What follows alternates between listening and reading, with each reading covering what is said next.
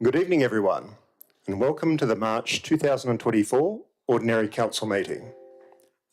We acknowledge and pay our respects to the traditional custodians of this land, the Whadjuk people of the Noongar Nation, and their elders past and present. I would like to advise everyone that the audio of this meeting is being live streamed to YouTube.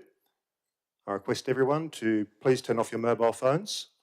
I remind you that any recording of the meeting proceedings and photography within the chamber is prohibited unless prior approval has been granted, and councillors and city officers are reminded to disclose any declarations of financial interests and interests affecting impartiality, and are requested to activate their microphones when addressing the meeting. So, with that, welcome everyone. Item 1 is the declaration of opening, and I declare the meeting open at 1 minute past 6 p.m. Councillor Jennifer Navard has requested to attend tonight's meeting via telephone. So, in accordance with Regulation 14(c) and 14(c)(a) of the Local Government Administration Regulations 1996, I've authorised Councillor Navard to attend the meeting by electronic means. Councillor Navard, in accordance with Regulation 14(c)(a), subsection 5 of the Local Government Administration Regulations 1996, can you maintain confidentiality during the meeting and when the meeting goes behind closed doors?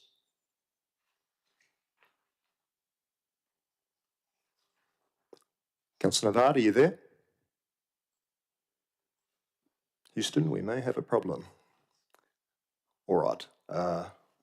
I guess we'll continue for the time being and see if Councillor Navard can join us a little bit later. Item 2 is disclaimer. The City of South Perth disclaims any liability for any loss arising from any person or body relying on any statement, discussion, recommendation or decision made during this meeting. Item 3 is announcements from the presiding member. That's me, and there's no such announcements tonight. Item 4 is attendances. Item 4.1 is apologies. I haven't received any apologies, but I do understand that Councillor Cridland is fighting his way through traffic and will be with us very shortly. And item 4.2 is approved leaves of absence. And Councillor Jennifer Navard does have an approved leave of absence for the period of 23 March 2024 to 25 April 2024 inclusive. But depending on whether we can reconnect her or not, she's online. All right, Councillor Navard, can you hear me? Okay. All right, let me know when we think we've got her on the line. Item 5 is declarations of interest. Councillor Bronwyn Moore has declared a impartiality interest in item 10.1.1 as to the extent it might be considered an impartiality interest. I hereby disclose that in 2019, I acted for a client on a matter involving the sale of their business. Please leave a message, thanks.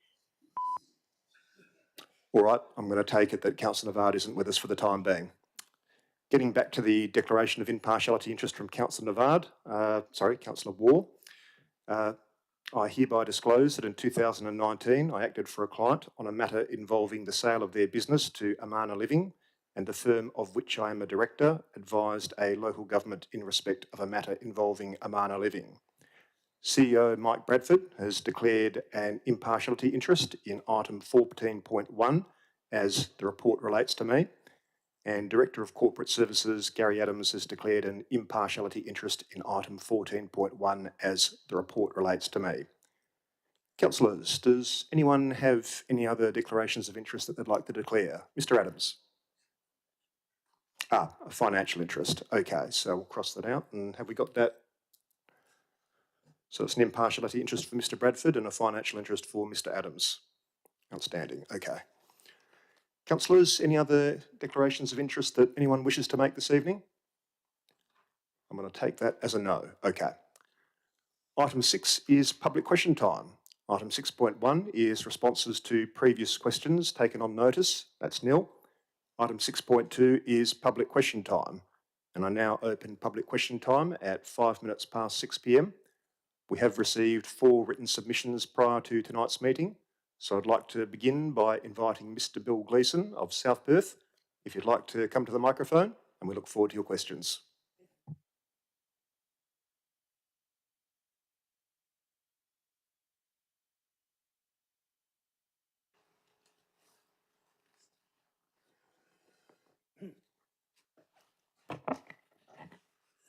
Mr Mayor, councillors, my preamble.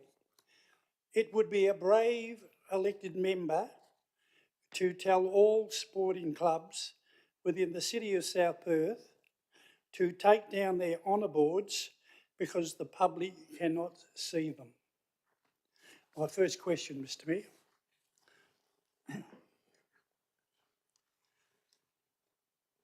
Are you aware, Mr Mayor, that the mayoral chain around your neck is a form of honour board? Each one of those gold bars has a name of a mayor who served the city with honour. Each elected member has the honour of wearing... Mr. Gleeson, I absolutely appreciate what you're saying, but public question time is a time for public questions rather than statements. Oh. Yep, so I'll get you to go to the question. Are you aware? Am I aware of that? Yeah, I've read it a couple of times. Are you aware? Perhaps stick to the questions on the sheet, Mr. Gleeson. That's probably the way to go. I haven't got the sheet. Ah. I did. Do you want me to read the questions that you've submitted? Yes, go on. All right. Thank you. So the first question you submitted, Mr. Gleeson, is this council aware that the honour boards that were removed from the council reception room were approved by the council of the day to be displayed there? And I'll ask Ms. Shaw if she's able to provide an answer to that question for you. Thank you. Thank you, Mr Mayor. So the city can't speak on behalf of council. However, we are aware of a decision that was made in 2005 to consider honour boards being created and to carry out the project within the then new reception room. So there was a previous decision of council to create the honour boards and install them into the reception room. It's understood that whilst this was a previous decision of council, there have since been various administrative decisions to remove the boards while refurbishment of the room had occurred, and it's open to council to consider reinstating the honour boards within the reception room. You said it well. Thank you. Thank you, Ms. Shaw. Mr. Gleeson, would you like me to read the second question you've submitted? Thank you. Okay. So the second question from Mr. Gleeson is, why were the honour boards not put back? Ms. Shaw, I'll send that your way as well. Thank you, Mr Mayor. So as mentioned, it was due to the reception room being refurbished in 2019. The previous CEO requested that the honour boards be removed to enable the display of artwork that represented the city. And so as previously mentioned, it is open for council to reinstate those boards. Thank you, Ms. Shaw, and thank you for your questions, Mr. Gleeson. Oh, very nicely. Thank you. Pleasure. Next question. You only submitted, I'll just check. No, you only submitted two. Oh, thank you. All right. So I can't ask another question? You can, but we'll have to take it on notice. Oh, right, that's fine. Far away. Are you aware that the officer's comment 10.4.3 does not say that the honour boards cannot go back All right. Pretty sure the answer is no, to but the Civic Centre reception area where they came from in the first place? all right, we'll take that one on notice, but thank you, Mr. Gleeson. Thank you. I'd now like to invite Mr. John Bassett of Como, if you'd like to come to the microphone. Welcome to you, and we look forward to your questions.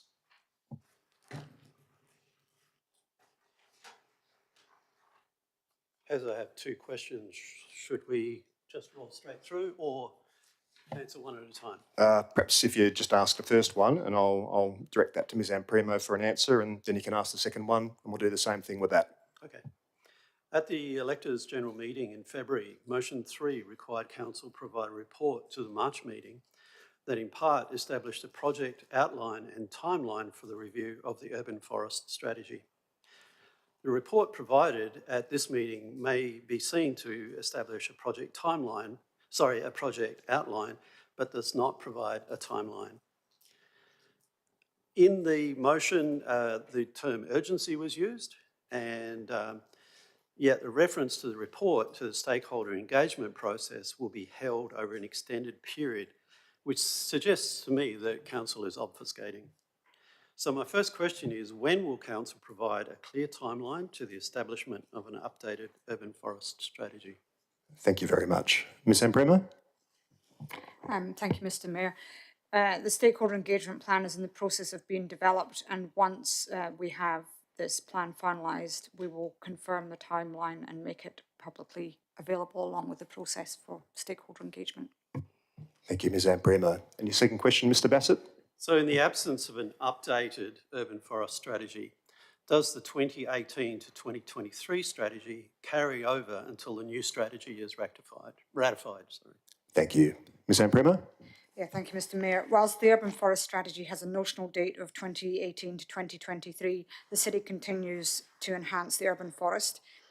The city's efforts to support retention of trees on private property has been documented in recent agendas and minutes, so I won't restate them here, but officers continue to seek external funding to support existing programmes, with the recent success being awarded $77,611 from the Urban Greening Grant Programme to plant 594 trees, including food species for the endangered black cockatoo, across verges and streetscapes in high heat and low canopy areas to cool residential areas and shade key pedestrian and cycle corridors.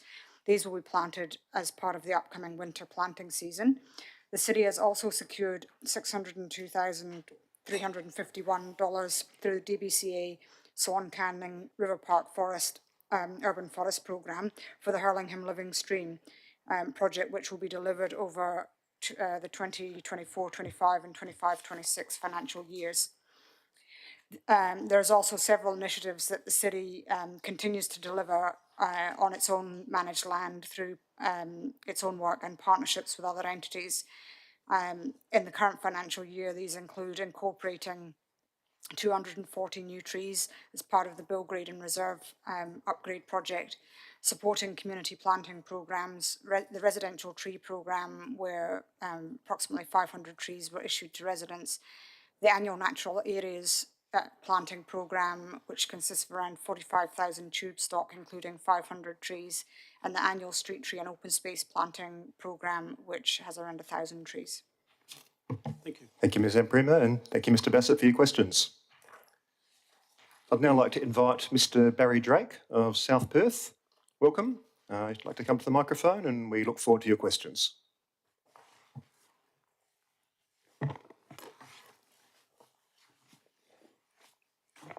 My name is Barry Drake. I live at Unit 3, Number 2, Scenic Crescent, South Perth. Good evening, Mr Mayor. Good evening, councillors, officers, members of the gallery, and Bill Gleeson, ex-councillor from way back, even before my time. Anyway, welcome, Bill. Question number one. Oh, also, people listening on YouTube, good evening. Question number one. Mr Adams' answer to my question number 3 last month's meeting on the 27th of February 2024 was, we have to act in the best interest of the city's ratepayers.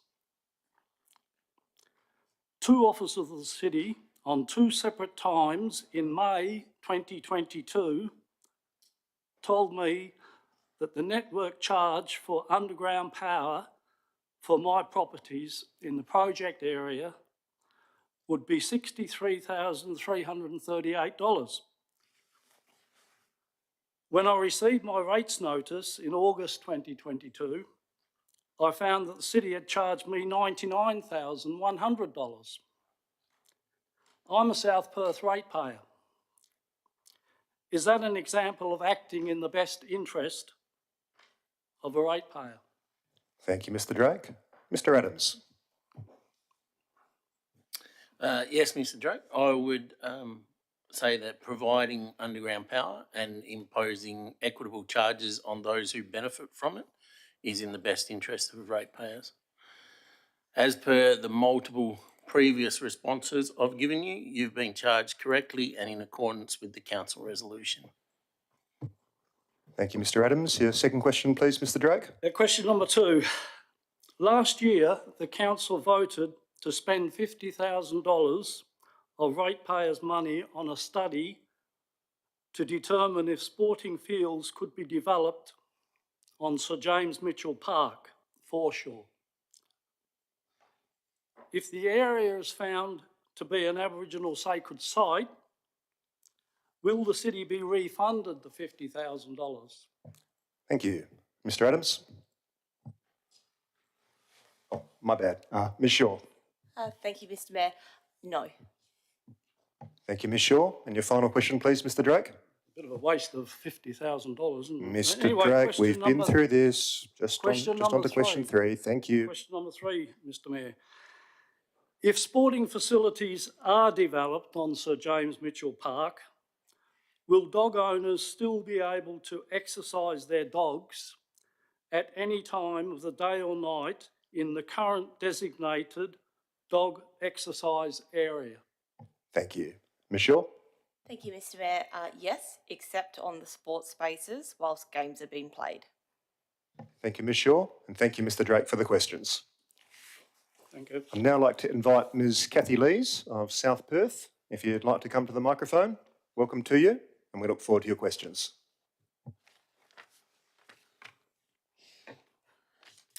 Good evening, Mayor, councillors and city staff. You won't be surprised to hear that I'm going to be asking some questions about trees. So as you should be aware, we have a very low and declining canopy cover in the city of South Perth.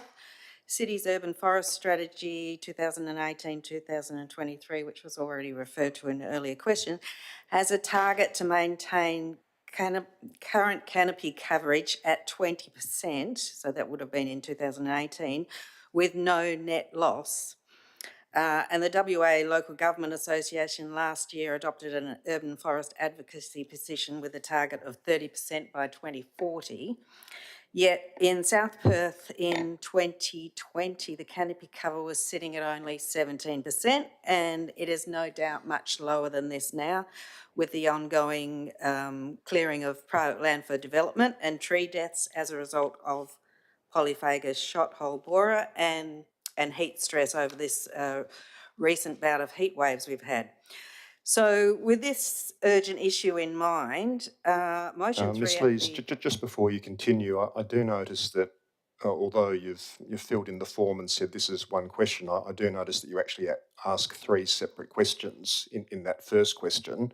I've got to be fair to everyone. You can have 3 questions, but you won't be able to get away with 4. So perhaps just choose which 3 questions you want to ask. One question with 3 parts, but I will No. accept that. I love the creativity, but I can't allow it. I will skip one of my parts.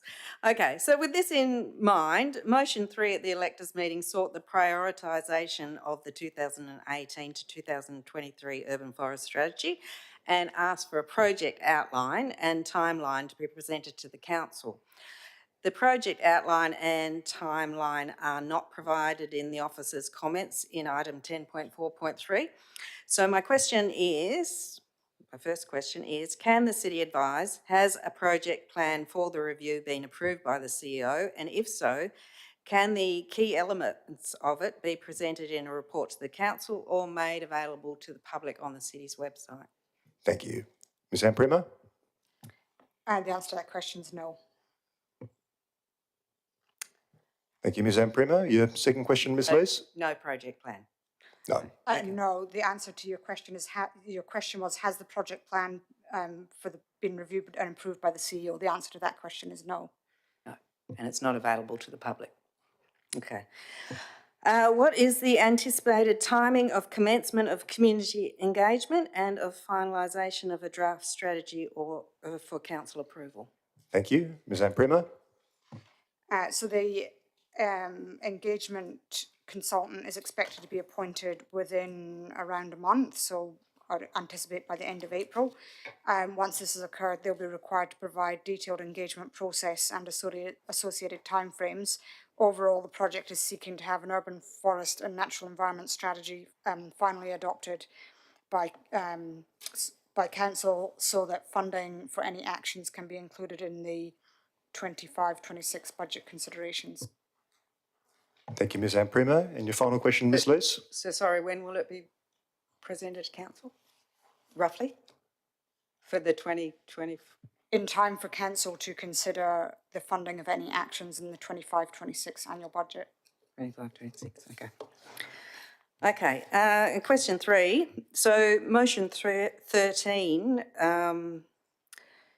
in item 10.4.3 proposed that artificial turf be excluded from permitted street verges, be excluded from street verge treatments due to its many adverse environmental impacts, including, most importantly, the impact on health and survival of street trees.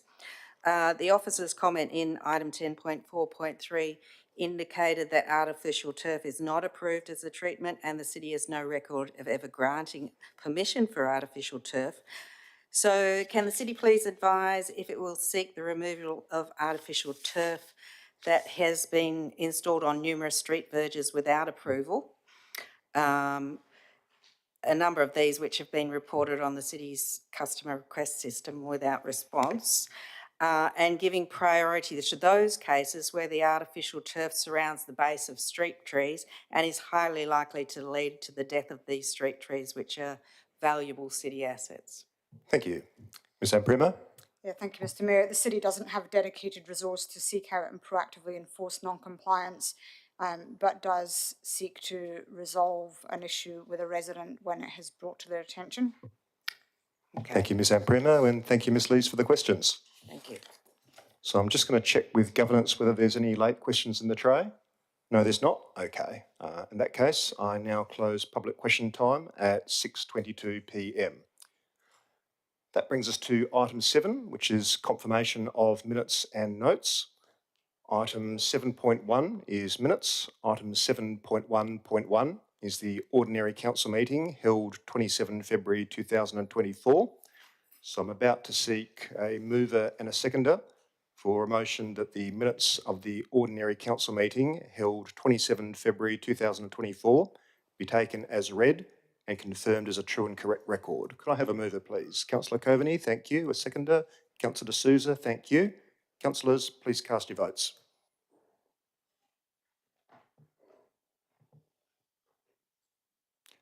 And Councillor Navard, are you online? I'm going to take that as a no. In that case, the vote was unanimous. Thank you, councillors. Item 7.2 is notes of briefing. So I'm going to call for someone to move that council notes that the following council briefings and workshops were held. So 7.2.1, concept briefings and workshops, and 7.2.2, council agenda briefing dated 19 March 2024. Could I have a mover, please? Councillor Choi, thank you. A seconder? Councillor Prendeville, thank you. Councillors, please cast your votes. And governance, can you please let me know if Councillor Navard reconnects? Otherwise, I'll just proceed on the basis that she's not with us. That was unanimous again. Thank you, councillors. Item 8 is presentations. Item 8.1 is petitions, of which there are none this evening. Item 8.2 is gifts or awards presented to council, nil this evening. Item 8.3 is deputations, and deputations were heard at the council agenda briefing held on 19 March 2024. That brings us to item 9, which is the method of dealing with agenda business. I wish to advise that the following agenda item is a new report and was not presented to the council agenda briefing held on 19 March 2024. That item is item 14.1, entitled Appointment of Acting Chief Executive Officer. So I'll now seek confirmation from the Chief Executive Officer, Mr. Mike Bradford, that all the report items contained in tonight's agenda, with the exception of item 14.1, were discussed at the March Council agenda briefing. That's correct, Mr. Mayor. Thank you, Mr. Bradford. So, with the exception of those items to be withdrawn for discussion, reports will be adopted by exception resolution. And by this, I mean the officer recommendation will be adopted as is without discussion or amendment. The following items have been withdrawn. Item 10.4.3, entitled Electors General Meeting 2022 to 2023. The reason for that is Councillor Mary Choi has an alternative motion. Item 10.5.2, entitled Council Policy P210 Street Verges. The reason is Councillor Mary Choi has an amended motion. And item 10.5.4, entitled Delegation DC 690, Town Planning Scheme 6. The reason is an absolute majority is required, and Councillor Mary Choi has an amended motion. Councillors, item 10.1.1, Major Land Transaction Business Plan, was the subject of a deputation last week. Does anyone wish to withdraw this item or any other items for discussion this evening? Councillor Choi. Yes, thank you, Mr Mayor. I'd like to withdraw 10.1.1 and 10.1.2, just to ask a question on each of those items, please. All right, so we're also withdrawing item 10.1.1 entitled Major Land Transaction Business Plan, and item 10.1.2, request for tender 10 of 2023, provision of pump track at George Burnett Park. They're being withdrawn for discussion. Anyone else? No, okay. Please do note that item 12.2, notice of motion by Councillor Hayley Prendeville, entitled Tree Protection and Urban Forest Advisory Group, was the subject of deputation as well, but it will be discussed under item 12. It doesn't need to be separately withdrawn. So, I'm now going to call for a mover and a seconder to carry the following items by exception resolution. Item 10.1.3, request for tender 11 of 2023, provision of lift maintenance services. Item 10.1.4, request for tender 13 of 2023, Coma public toilet upgrade. Item 10.1.5, request for tender 1 of 2024, provision of graffiti removal and high pressure cleaning.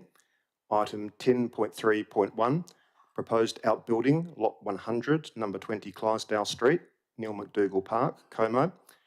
Item 10.3.2, design review panel, appointment of panel members. Item 10.4.1, listing of payments, February 2024. Item 10.4.2, monthly financial statements, February 2024. Item 10.4.4, request for tender 2 of 2024, provision of catering services. Item 10.4.5, meeting fees for independent committee members. Item 10.5.1, quarterly activity report. Item 10.5.3, council policy P402, alfresco dining. Item 10.5.5, audit register progress report, second quarter update. Item 10.5.6, internal audit report, 2023 compliance audit return. Item 10.5.7, compliance audit return. And item 10.5.8, internal audit report, procurement and contract management. Can I have a mover, please? Councillor Brenda Abrandis, thank you. Councillor Coveney seconding. Councillors, does anyone oppose any of these items? No. Okay. Then I'll use my standing powers under the standing orders to declare those items carried. Those items have just been passed by exception resolution in accordance with clause 5.5 of the City of South Perth Standing Orders Local Law 2007, and the officer's recommendations have been accepted by council. So we'll now be moving on to those reports identified to be withdrawn for discussion. Those of you who have heard your items moved and carried, you're very welcome to stay, but you don't have to if you don't want to. So we move on to the first item to be withdrawn for discussion this evening, which is item 10.1.1, entitled Major Land Transaction Business Plan. We've got an officer recommendation before us. I haven't received any alternative motions or amended motions. Does anyone wish to move the officer recommendation? Councillor Coveney, thank you. Anyone to second? I guess I'll second it. Oh, Councillor Quedlin to second, thank you. Councillor Coveney, the floor is yours. Thank you, Mr Mayor. I'll just speak very briefly. As we know, the Armada Living is one of the oldest and largest providers of aged care services and retirement living for West Australians. They provide a full range of aged care services, including affordable housing for seniors, residential aged care, home care, day clubs and dementia services. We are clearly dealing with an operator that knows what residents want and how to deliver it.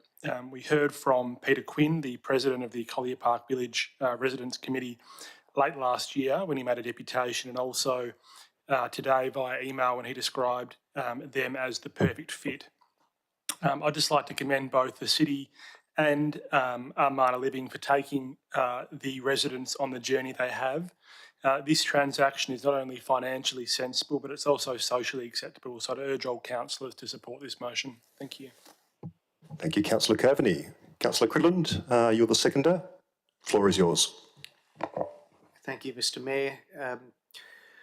This has been a long time in gestation, this particular process that we're going through, and I'm very happy with the stage we're at, and this is simply another small step forward, and it's one that appears to have the support of relevant affected persons as well as clearly the stakeholder who is participating in this as well as city staff, and I'm hoping that it can be a win all round, but this is just one more important step as we move along the process, and I commend this motion to the council. Thank you, Councillor Cridland. Councillor Choi, you indicated you wanted to ask a question. Yes, thank you, Mr. Mayor. First of all, I do support this motion, and we look forward to receiving the responses through the public advertising from the broader community as well as other residents within Collier Park Village, other than those that we've already heard from, which we're obviously very grateful to receive. So my only question was just about the anticipated timeframes to full handover. Does the city have any sort of indication how long that might be? Ms. Shaw, should I send that in your direction? Yes, thank you, Mr. Mayor. We're hoping before the end of the financial year. Thank you. Does anyone wish to speak against the officer recommendation? Does anyone else wish to speak in favour? No. I'll simply say some very quick words because Councillor Coveney and Councillor Cridland have largely summed it up. But we, of course, received correspondence from the President of the Collier Park Residents Committee today, Peter Quinn. He's actually in the back of the gallery there, asking us to support this process. The transfer of the village will be a good thing for our residents. Armada Living are a quality operator, and in the deputation last week gave commitments and undertakings to our residents that I'm not sure necessarily would have been given by some other operators. So I do ask everyone to support the officer recommendation. Councillor Coveney, no one spoke against. Is there anything you want to say by way of winding up? Nothing further, thank you. All right, let's put this item to the vote then. Councillors, please cast your votes.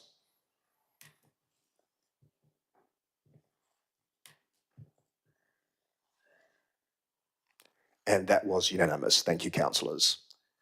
We now move on to the next item to be withdrawn for discussion this evening, which is item 10.1.2, entitled Request for Tender 10 of 2023, provision of pump track at George Burnett Park. We have an officer recommendation before us. I haven't received any amended or alternative motions. Does anyone wish to move the officer recommendation? Councillor D'Souza, anyone to second? Councillor Choi? Councillor D'Souza, the floor is yours. Thank you, Mr. Mayor. Look, very, very pleased this is on the agenda. It's been quite a while in the works. I obviously submitted a notice of motion in August 2021 to bring this forward, and it's pleasing to see, and you know, commendations to the city and staff for securing, I think it's almost 400k in external funding. That's no small feat between Lottery West and the federal funding. I did have one brief question, which was I did submit an amended motion, but the advice was the appropriate forum is via a notice of motion for next month, given the current item concerns strictly a tender. Just confirming that is still the preferred approach of the city. Mr. Bradford? Well, it depends what you want to achieve, but if I recall, your amendment motion related to naming of the facility and some other questions around engagement, then that can probably be achieved administratively, but we could also have a notice of motion. I'm happy to discuss that with you. Thank you, Mr. Bradford. Councillor Choi, anything to say as seconder? Yes, thank you, Mr Mayor. Just briefly, just concurring with Councillor De Souza's sentiments on this project. This is something that we need. We need more recreational facilities and sporting facilities. We all know that, and especially for our youth. So, so I support this this motion moving forward, and again congratulate the city on the amount of funding that it got, external funding, to achieve what it has to date. So I just had a question, if I may please ask that. Far away. Yes, on reviewing the community engagement aspect of this project, I just want to know if the city could please confirm how this has been included in the tender as part of the tender price, and has the city ever included this aspect into its tenders for these sort of projects previously? Michelle?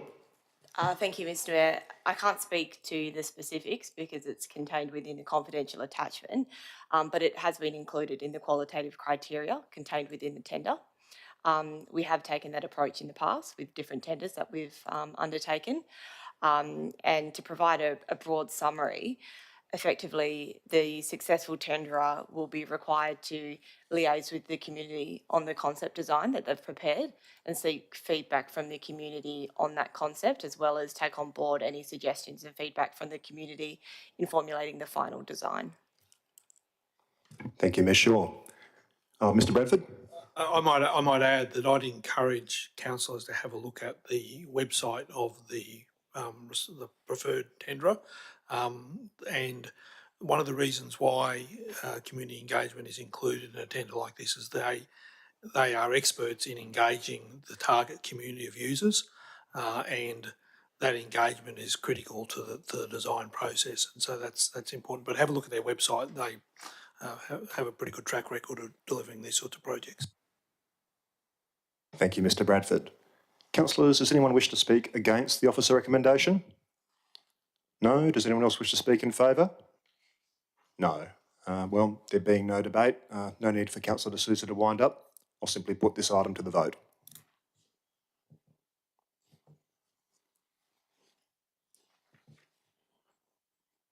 And that was unanimous. Thank you, councillors. We now move on to the next item to be withdrawn for discussion this evening, which is item 10.4.3, Electors General Meeting 2022 to 2023. I am aware that Councillor Choi has an alternative motion here. Councillor Choi, did you want to start by leading your alternative motion, or did you want to wait for the officer recommendation to go first? Thank you, Mr Mayor. I'm happy to lead with mine, if that's your preferred option. All right, perhaps if you could read the alternative motion, at least in the sense that it differs from the officer recommendation. I see you've got a paragraph 3 and a paragraph 4 there. Okay, thank you, Mr Mayor. So I'll just read paragraph 3 and 4 then. Is that what you're indicating? Thank you. Okay. So paragraph 3 is, with respect to motion 6, request the CEO to prepare a report for council that details the current state of the city's honour boards and portraits, the current location, how they could be preserved for the future, and where they could be potentially displayed to enable public viewing. And 4, the report in 3 above, inclusive of a recommended course of action, together with potential costs, be presented to the July 2024 Ordinary Council meeting. Thank you. Thank you, Councillor Choi. I'll just see if anyone wants to second that notice of motion. Councillor Coveney, you're the seconder. In that case, Councillor Choi, the floor is yours. Thank you, Mr Mayor, and Councillor Coveney. So the reasons for this change is as follows. 1, the council honour boards and portraits recognise and celebrate the significant service, outstanding achievements and often lasting contributions that elected members have made to this local government and the community. 2, honour boards being erected in public places acknowledge the commitment made by local men and women to represent their community. This recognition not only honours these individuals but also inspires others to continue the tradition and positively contribute to the community into the future. 3, many clubs and organisations have a long-standing tradition of displaying honour boards to recognise the contributions of their members. By reinstating the council honour boards in a public place, we honour and continue these traditions, preserving the collective memory of our community. 4, whilst the mayoral portraits remain on display in the hallway between the council chambers and the councillors' lounge, the honour boards that used to be on display in the Civic Centre reception area, as endorsed by a previous council I've learnt this evening, have been gradually removed and stored away out of sight as part of the city's refurbishment of that reception area. I believe in the city's, they're now stored, I believe, in the city's memorabilia collection. or art collection. There has been continued calls for their reinstatement to preserve the history and tradition that they represent for future generations. Thank you, Councillor Choi. Councillor Coveney, anything to say as seconder? Thank you, Mr Mayor. I concur with what Councillor Choi said. I think she said it much better than I could. In short, I'm a sucker for history and tradition. I think councillors contribute an awful lot to the makeup of the city and what happens, and I think it's really nice. So I commend the motion. Thank you, Councillor Coveney. Does anyone wish to speak against the alternative motion? No, I'll simply say that if this fails for whatever reason, I'll foreshadow moving the officer recommendation, because we would have to in those circumstances, but nothing else to say. All right, Councillor Choi, anything? Oh, there was no debate, so there's no need for a winding up. I'll simply put the alternative motion to the vote.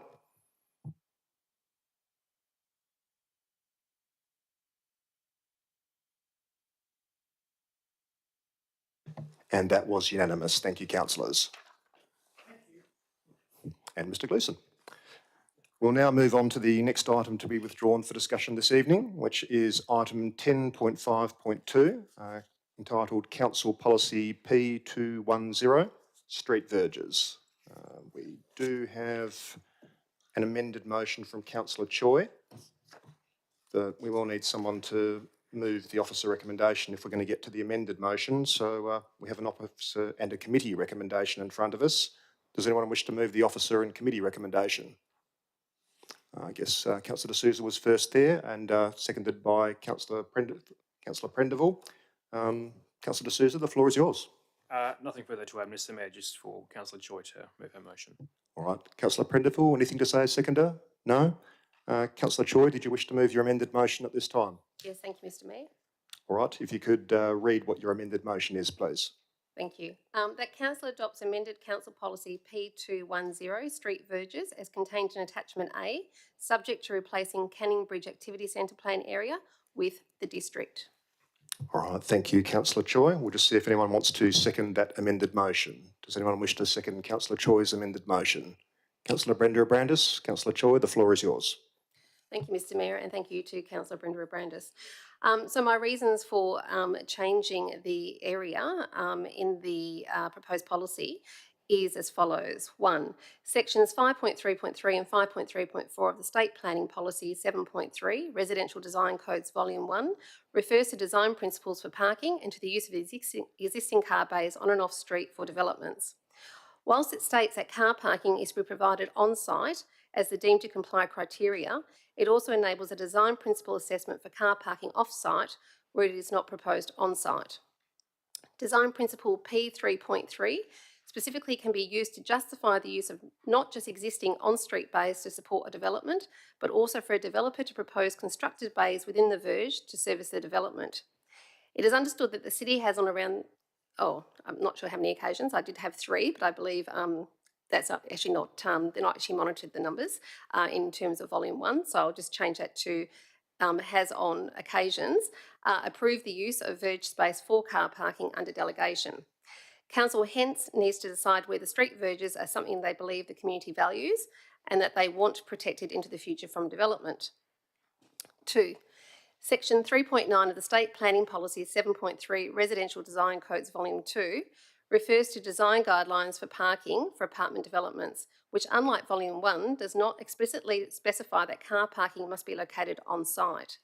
As apartments are flourishing throughout the district and not just within the Canning Bridge Activity Centre, verge loss is at risk in these other areas too if the proposed provision is not widened to extend throughout. 3. Notwithstanding that the Crown owns all local road reserves, these reserves are designated local government property, with the city maintaining statutory responsibility for their care, control and management. Hence, the city are entitled to determine whether car parking bays are constructed within the road reserve, having due regard to the city's planning framework, and that includes policies.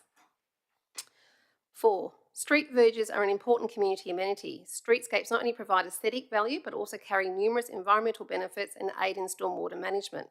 This is the reason I moved the amendment, which was unanimously endorsed by Council at the April 2023 Ordinary Council meeting at item 10.3.2 in relation to traffic and parking impacts.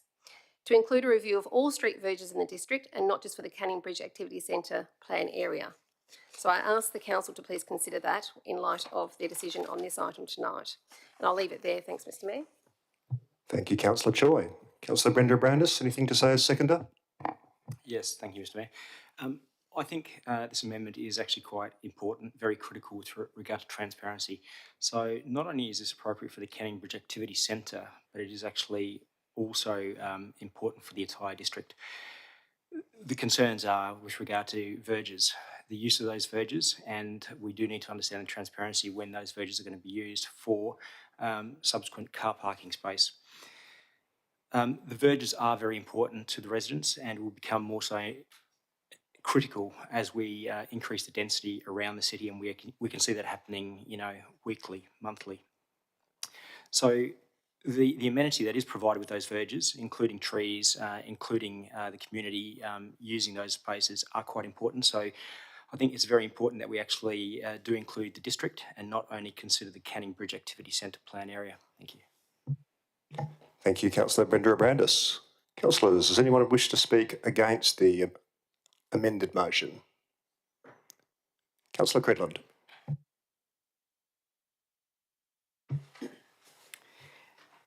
I speak against the motion, the amendment. We discussing the amendment at this stage? Yes, this is Councillor Choi's amended motion to the officer's recommendation. Yes. I certainly support the motion. I just don't support the amendment.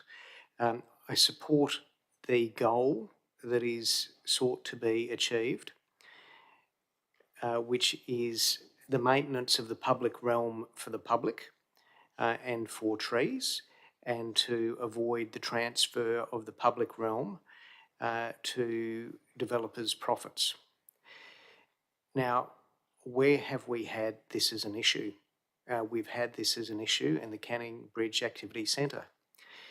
I know that because I've been the one who has sat on development assessment panels when it's become an issue.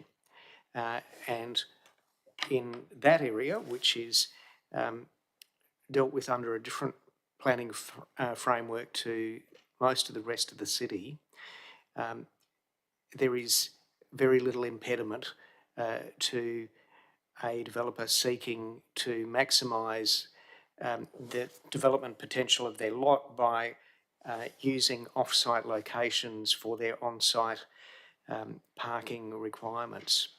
And we've seen that in the statistics that we've been provided. I'm not aware of it happening elsewhere in the city, and there's a number of reasons for it.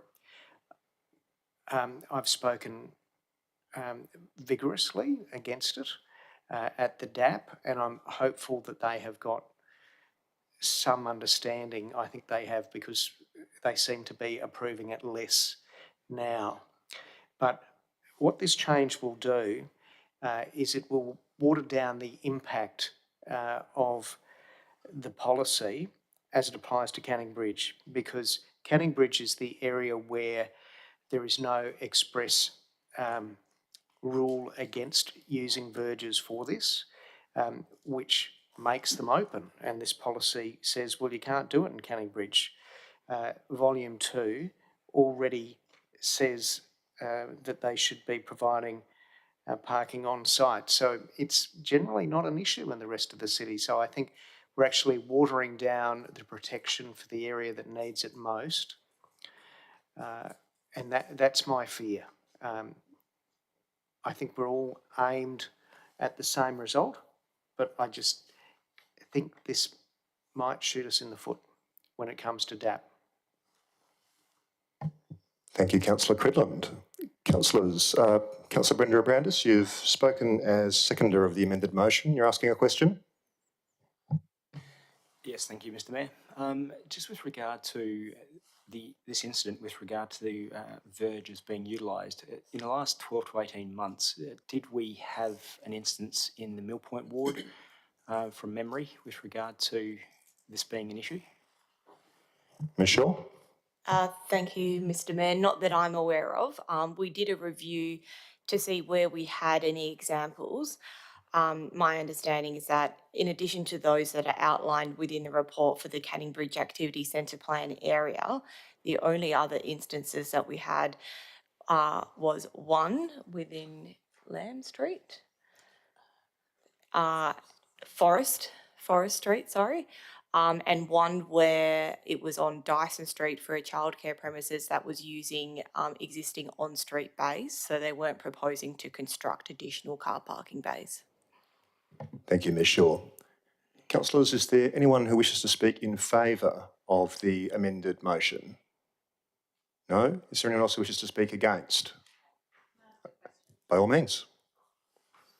Thank you. I just had a question for administration.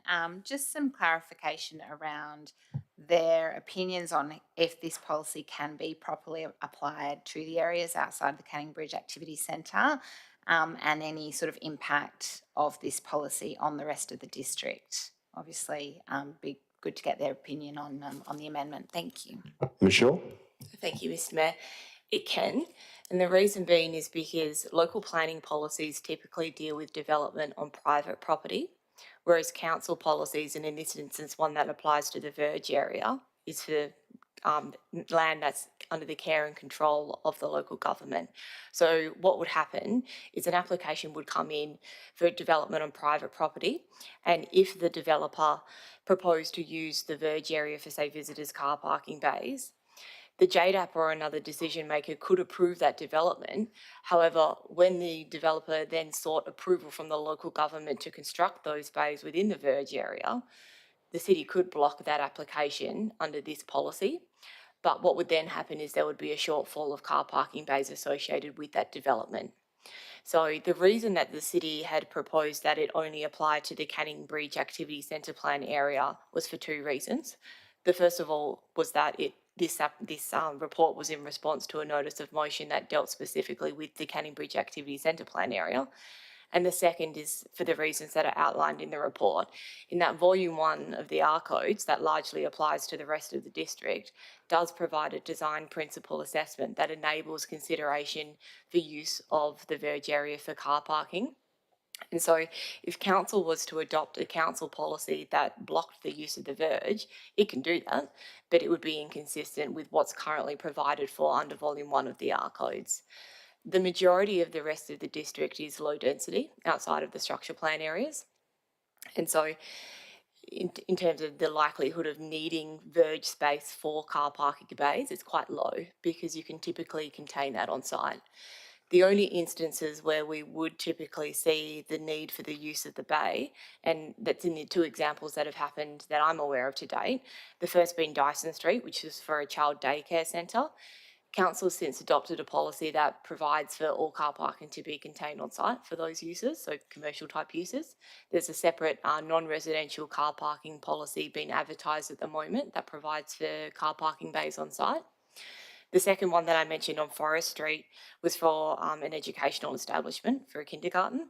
And so they're not residential land uses that are typically demanding the use of the verge where they're in low density areas outside of the structure plan areas. Thank you, Ms Shaw. Councillor Coveney, I thought I saw a hand go up there, speaking or asking a question. I had the same question as Councillor Prendiville, and it's been answered. Thank you. Oh, very good. Okay, so I was asking if any councillors wish to speak against the amended motion.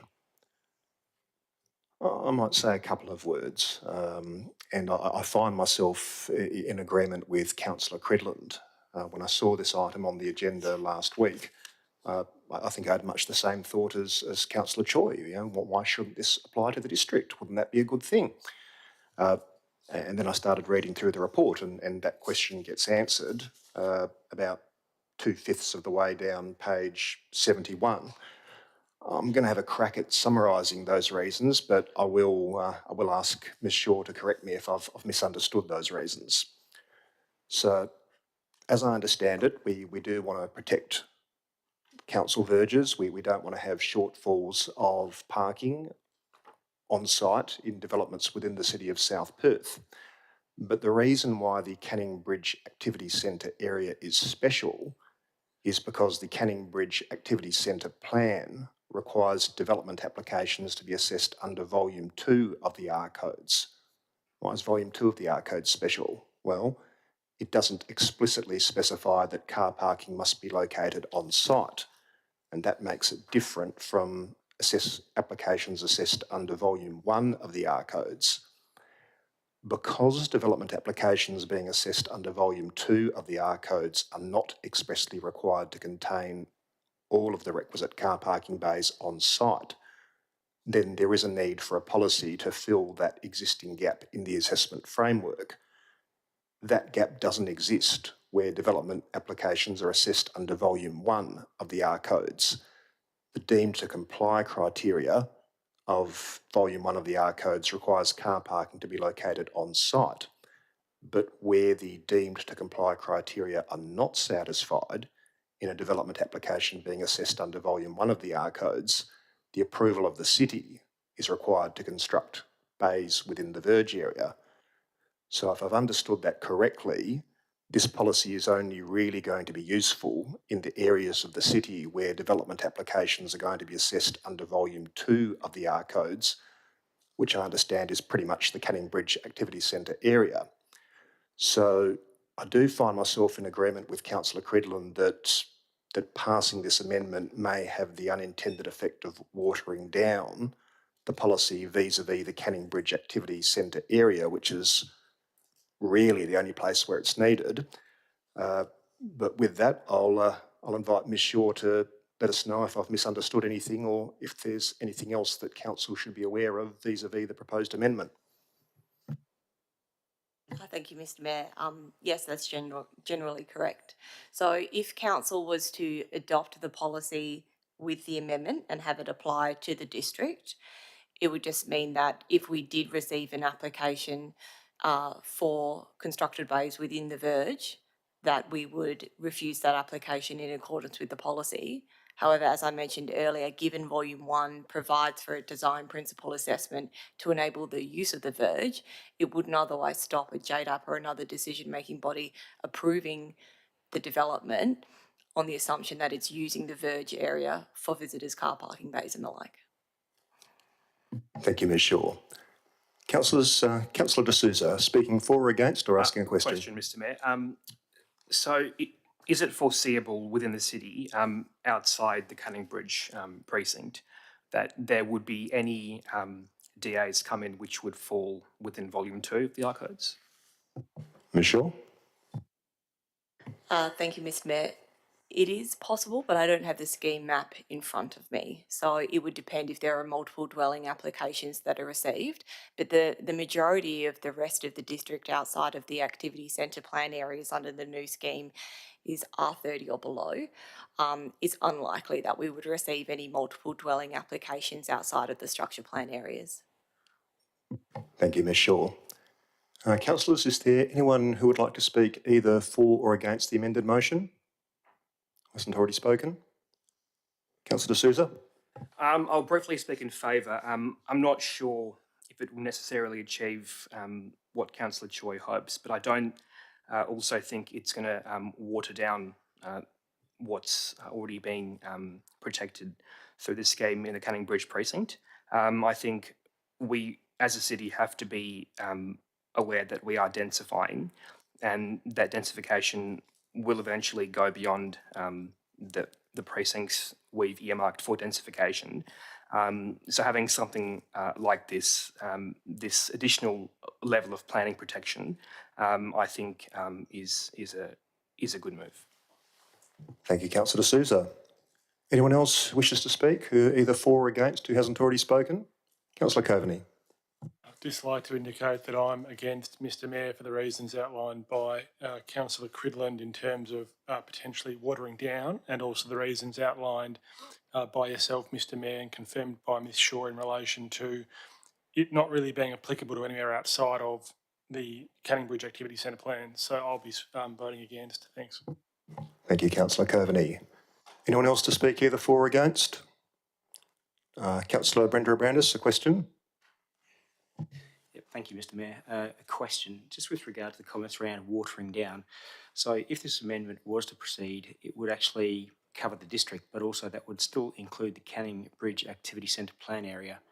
So my question is, how would that be watered down? Ms Shaw? Thank you, Mr Mayor. I think that question might be appropriately directed to councillor Cridland. If it was applied to the whole district, it would include the Canning Bridge Activity Centre plan area. Councillor Cridland, did you wish to say anything in response to that? You don't have to if you don't want to, but I'll give you the opportunity if you do. Sure. I'll give you my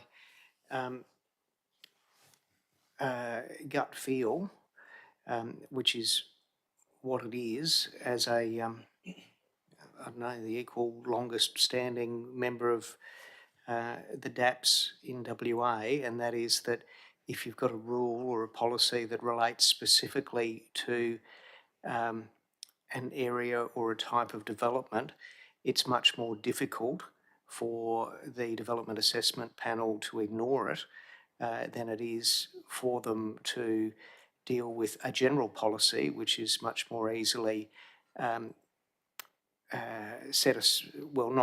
given great weight because it's of general application, and they go, well, yeah, but doesn't fit with our view or the developer's view for this particular site. It's much harder to do when they've got a specific targeted policy, such as this one, which would relate to the one area where it's needed, which is Canning Bridge. That's my rationale, whether you like it or not, or think it's clever or stupid. Thank you, Councillor Cridland. Does anyone else wish to speak either for or against on the amended motion? No. Councillor Choi, you have 5 minutes to wind up if you would like to do so. I certainly would. Thank you, Mr Mayor and councillors. Look, I urge councillors to look at the objectives of this policy. The principal aim of policy P210, street verges, is to commit to the retention and development of green and leafy streetscapes, including street verges, throughout the district. This policy is not just in relation to Canning Bridge Activity Centre Plan, it is a general broad policy. The City has previously noted that development applicants are increasing their requests to utilise the City's verges to provide visitor parking to address a shortfall on site. And it was considered this was contrary to the objectives of policy P210, and that the continued practice of using verges in this way will eventually erode the green streetscapes. It is the view that nothing has changed since the April 2023 council meeting when this item was last discussed, except maybe that with increasing development and the eventual completion of underground power throughout the district, our verges may be even more at risk a year on than perhaps we thought they were a year ago. Apartment developments exist in other areas too, not just the Canning Bridge Activity Centre plan area, and it is possible that the City will receive applications, particularly into the future. The original motion did only pertain to the Canning Bridge Activity Centre plan. However, the Council decision of 18 April 2023, as outlined, amended that to a review of verge spaces district-wide. And as I've just said, this policy does not just relate to Canning Bridge Activity Centre plan, it relates district-wide. We don't really know where there may be an issue in respect to Volume 1 applications. As I understand from information just received this evening, that statistics are not captured, but there have been at least 2 recent approvals within, I believe, Volume 1 development applications received, and I believe at least one of those was contentious within the community, and several of us would have received emails and phone calls about that, and I believe there may have even been a deputation. So yeah, I do urge councillors to please consider this. It is an actual issue affecting the whole of the district, and it should be reflected as such in the policy. And if it's not up to council to help protect these important amenities for the community and what we believe the community values, then whom is it up to? Thank you. Thank you, Councillor Choi.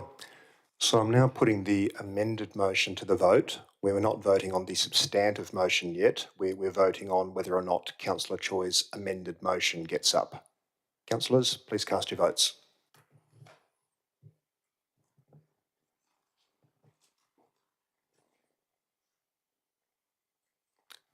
All right, so the votes are in. It's a tied vote, 4-4.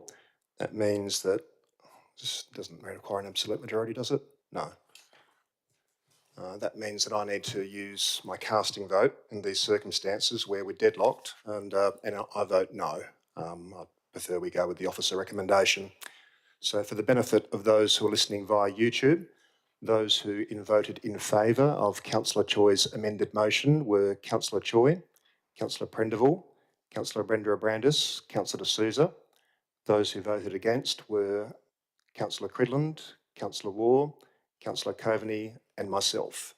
So that was the amended motion. We now go back to the substantive motion, which is the unamended officer recommendation. Does anyone else wish to speak either for or against the unamended officer recommendation? No. Oh, Councillor Choi? I'll speak for it, although I will reiterate that I think it should be district-wide. Thank you. Thank you, Councillor Choi. Anyone else wish to speak either for or against the unamended officer recommendation? No. Okay. Councillor D'Souza, you were the original mover. Anything to say by way of winding up? Nothing further, Mr Mayor. All right, then I'll put the officer recommendation to the vote.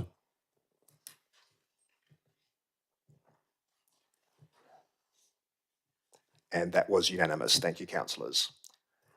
We now move on to the next item to be withdrawn for discussion this evening, which is item 10.5.4, entitled Delegation DC 690, Town Planning Scheme number 6. We have an officer recommendation and a committee recommendation before us. We also have an amended motion from Councillor Mary Choi. We'll need someone at least to move the officer recommendation and committee recommendation and second it before we can get to Councillor Choi's amended motion. Does anyone wish to move the officer recommendation? Councillor Coveney, thank you. Anyone to second? I guess I'll second it. Councillor Coveney, the floor is yours. We've had this in front of us now, I think, for a couple of weeks, the officer's recommendation. I principally don't see an issue with it. I think it's sensible. I've got nothing really of substance to add. Thank you, Councillor Coveney. I don't have much to say on the officer recommendation other than delegations are really, really important. They can have a massive effect on the efficiency of local government and how well we work. Well, we'll see what the amended motion has to say. Councillor Choi, did you wish to move your amended motion? Yes, thank you, Mr Mayor. All right, if you can please read the amended motion and then I'll see about a seconder. Okay. That Council 1, on the date of Gazettal of Local Planning Scheme number 7, and in accordance with section 5.462 of the Local Government Act 1995, A, revoke Council Delegation DC 690, Town Planning Scheme 6 as contained in Attachment A. B, adopt Council Delegation DC 690, Local Planning Scheme number 7 as contained in Attachment B, subject to the following amendments. 1, delete where objections are received during advertising from 1F and 1J. 2, retain number 2, paragraph 2, major developments section as per DC 690. 3, replace 3D with applications on or involving city-owned in lieu of applications on city-owned. 4, delete development where advertising is required section. 5, retain amenity impact section as per DC 690. And 6, number sections accordingly. 2, in accordance with section 5.462 of the Local Government Act 1995, adopt Council Delegation DC 692, Enforcement and Legal Proceedings, Illegal Development as contained in Attachment D. Thank you. Thank you, Councillor Choi. Does anyone wish to second Councillor Choi's amended motion? Councillor D'Souza. Councillor Choi, the floor is yours. Thank you, Mr Mayor, and thank you to Councillor D'Souza. So my reasons for these amendments are as follows. 1, applicants still have the ability to lodge their development applications with the city where the value is over $2 million. And the community have a rightful expectation that where a development is to be used for holiday accommodation or is being changed to a non-conforming use or is contentious or is likely to have a significant impact on the city or is the subject of significant community interest or contains amenity impacts or pertains to public land or is inconsistent with the previous decision of council, whether or not objections have been expressly received by the city or not, council will have direct oversight and that all decisions made on these type of applications will be done so publicly and transparently at council level. 2, delegations, as we know, are not set in stone. They are subject to annual review. When the new Local Planning Scheme 7 is implemented, development application statistics will continue to be recorded and reviewed And pending the city's assessment, council will have the opportunity to decide whether to update this delegation again as necessary to align with the new scheme against that updated information. And 3, proposed local government reform 3.3 stresses the importance of open and transparent decision making and specifies certain matters, including town planning and development applications, shall be held in full public view, and hence maintaining the current conditions at least until the next annual review, when updated statistics and information on the new scheme is to hand, demonstrates ongoing transparency and accountability to the community by this new council. Thank you. Thank you, Councillor Choi. Councillor D'Souza, anything to say by way of seconding? Yes, thank you, Mr. Mayor. I have had issues with this specific delegation in the past. I think it was 3 or 4 years ago at Audit Committee, I think, which I spoke against similar changes, albeit in a different context, but I think pertaining to this exact DC 690. I think the officer recommendation, as is currently stated, I think erodes away too much of current council oversight. I think given the prevailing environment of councils being gradually reduced off their oversight and planning issues, I think it's wise to have more stringent conditions around these delegations in place. I think the motion as worded by Councillor Choi strikes an appropriate balance. So this is an appropriate motion and I'll be supporting it. Thank you, Councillor D'Souza. Councillors, is there anyone who wishes to speak against the amended motion? Councillor Coveney. Thank you, Mr. Mayor. My principal objection is none of us on council are town planners or have qualifications in town planning. We got this motion, I think, today, which in my view is insufficient notice, and my principal concern, I guess, is us making decisions at short notice that may have unintended consequences that are far-reaching. So I may have a different view if we had sufficient notice, but we got this today. I'm not going to vote in favour of something I got today when it could have serious consequences. Thank you. Thank you, Councillor Coveney. Councillors, anyone who wishes to speak in favour of the amended motion? Councillor Ward. Thank you, Mr. Mayor. I support Councillor Choi's amendment to this delegation this evening for very similar reasons that I proposed a similar, albeit somewhat smaller, amendment to the delegation in the Audit, Risk and Governance meeting. So I agree with this for 2 reasons. First of all, I think the delegation is unacceptably broad and safeguarding the officers against criticism with respect to their decision-making processes. And I'll explore that a little bit more just now.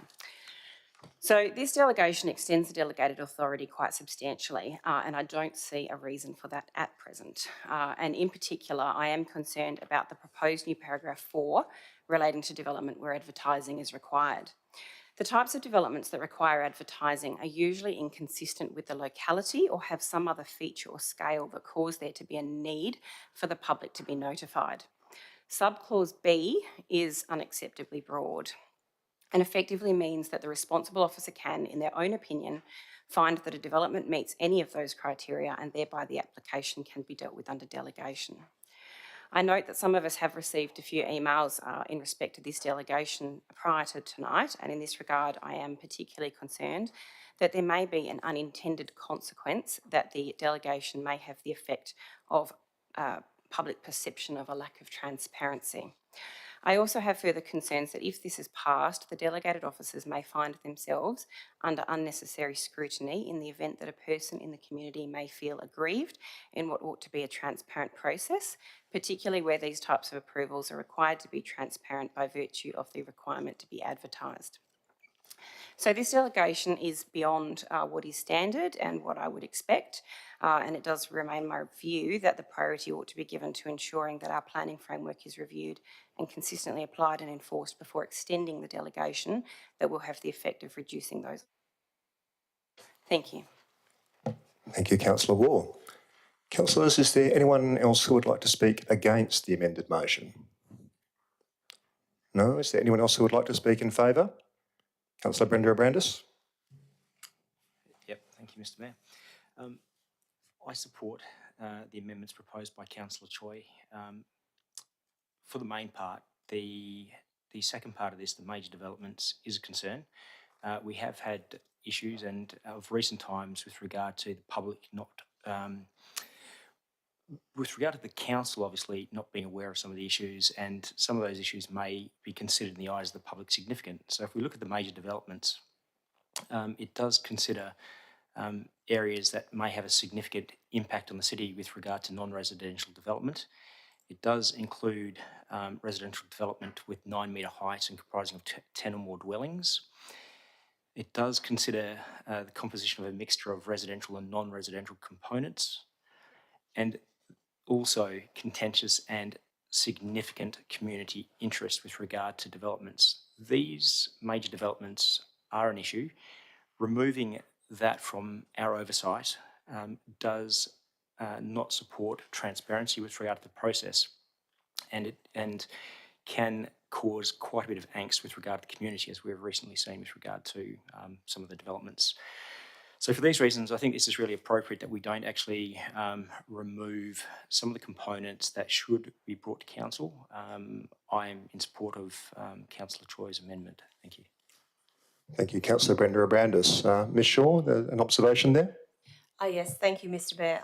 Just in respect to B2, retain 2 major developments section as per DC 690, in my conversations with Councillor Choi, my understanding was that in the section that currently states residential development, which was 9 metres or higher, Councillor Choi was seeking to also to replace that with 3 stories, and that just needs to be reflected. Took it out? Okay, thank you. So hold on, just so everyone's on the same page here. What's changed in terms of the amended motion before us? No, it's all okay? All right. Does anyone else wish to speak either for or against the amended motion? I'll keep mine very, very short. I'll be honest. The proposed amendments don't make sense to me, given the reasons given for the change, but maybe that's just me. Does anyone else wish to speak either for or against? Councillor Cridland. I have only started reading the amended motion when I got here at council tonight, and I turned up at 6:10, so I've had even 10 minutes less than everybody else. But a bit like Councillor Coveney, I haven't quite worked out exactly what the changes are. And the reasons have got me a little bit confused. The community having a rightful expectation where a development is to be used for holiday accommodation is to go to council. I don't know where the rightful expectation comes from. The major developments one, maybe it could stay in, but I just really haven't had time to properly consider the changes. Some of them probably seem okay, but it's a little bit complex for me to consider at a late stage, I'm sorry. Thank you, Councillor Cridland. Councillors, is there anyone who wishes to speak either for or against who hasn't already spoken? No? In that case, I'll simply invite Councillor Choi to wind up if she would like to do so. Yes, thank you, Mr Mayor. I would like to. Firstly, my amended motion was submitted and published within accordance with the standing orders, and I believe it was uploaded yesterday morning.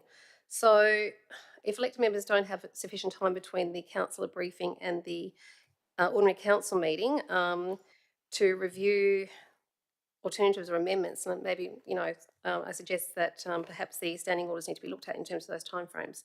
All I can do is work within the timeframes of the standing orders, which I believe I did.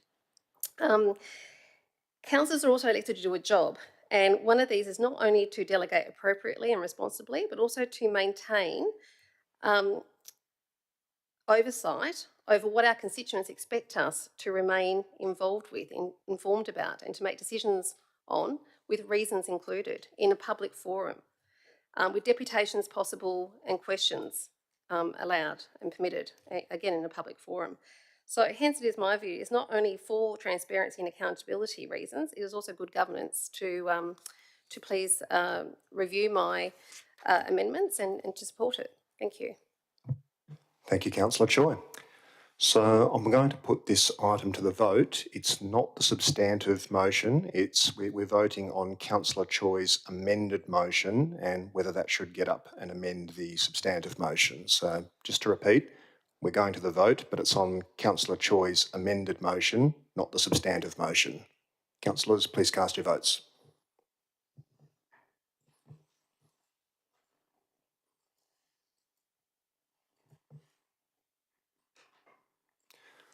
All right, so the votes are in. Councillor Choi's amended motion has passed 5 votes to 3. For the benefit of those listening via YouTube, those who voted in favour of the amended motion were Councillor Choi, Councillor Prendeville, Councillor Brenda Abrandis, Councillor D'Souza and Councillor Waugh. Those who voted against were myself, Mayor Milner, Councillor Cridland and Councillor Coveney. So we now return to the substantive motion, which is as amended by Councillor Choi's amended motion. Councillor Coveney moved that one, I seconded it. Councillors, is there anyone who wishes to speak either for or against the amended substantive motion? No. I'll simply ask one question of Ms Shaw, and that is, bear with me, I've misplaced my notes temporarily. Here we are. So, Local Planning Scheme number 7 will be published in the Government Gazette tomorrow, and I understand that has the effect of revoking Town Planning Scheme number 6. What would be the consequences of Council failing to approve a new Council delegation for LPS 7 to take effect from the gazettal of LPS 7? Thank you, Mr Mayor. It would mean that all applications would need to be considered by council.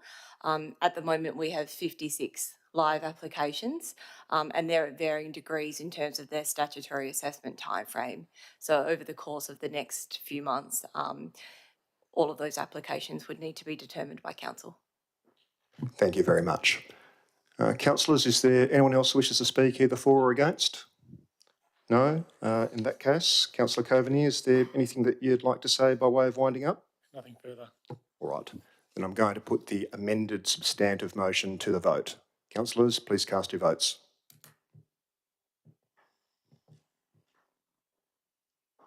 And that was carried unanimously. Thank you, councillors. All right, that concludes item 10. We now move on to item 11, which is applications for a leave of absence. Does anyone have a leave of absence application that they'd like to submit? That's a no, okay. Well, no need to move motion there then. We move on to item 12, which is motions of which previous notice has been given. The first is item 12.1, which is a notice of motion from Councillor Bronwyn Ball, entitled Advertising of Short-Term Accommodation Local Planning Policy. Debate on item 12.1, that motion was adjourned from the February council meeting, 27 February 2024, to tonight's ordinary council meeting. Prior to the adjournment, the item had been moved by Councillor Waugh and seconded by Councillor Prendeville. Councillor Waugh, the floor is yours to move the motion. Oh, Councillor Cridland. You may have to remind me, Mr Mayor, I was going to move a procedural motion, which was a further deferral of this item. And does that have to be done now before the motion is moved again tonight? I think that it's open to anyone who hasn't moved or seconded a substantive motion or an amended motion, but I'll check with governance about that if the intention is to defer this item again. Is that right? That is my intention. Okay. Ms Fry? Yes, it can be moved now. All right, that motion can be moved now if you'd like to do so, Councillor Cridland. My motion is, and it's not written, I apologise, that this matter, noting the content of the city officer's report, defer this item until the June 2024 Ordinary Council meeting. All right, Governance, have we got that? All right. Does anyone wish to second Councillor Cridland's procedural motion? Councillor Choi? Councillor Cridland, I don't think there's any debate on this, but you can give your reasons. My reasons very briefly are the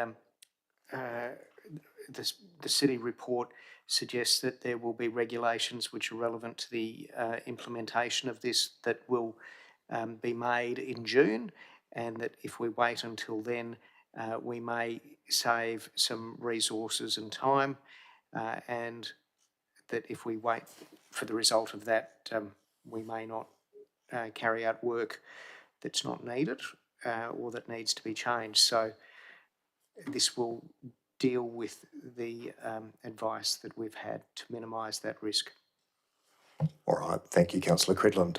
I'll simply put that item to the vote now. All those in favour of Councillor Cridland's procedural motion? Well, actually, all those for or against, please cast your votes. Oh, Councillor Choi? Sorry, Ms Mayor, can I ask a question? A seconder? I think it's only the mover that gives the reasons on a procedural motion, isn't it? So I can't ask a question? Yeah, no. No, you can't. We can ask a question?